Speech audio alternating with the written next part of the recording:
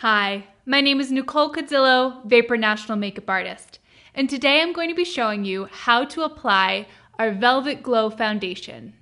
You want to begin by shaking up the product well.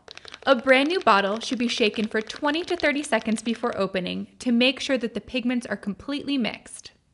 Start by squeezing a pea-sized amount onto the back of your hand.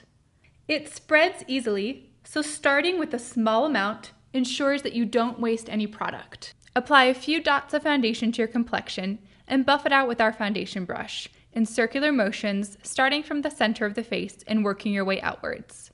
Velvet Glow can be used as a sheer veil of color or built up for more coverage, depending on your preference.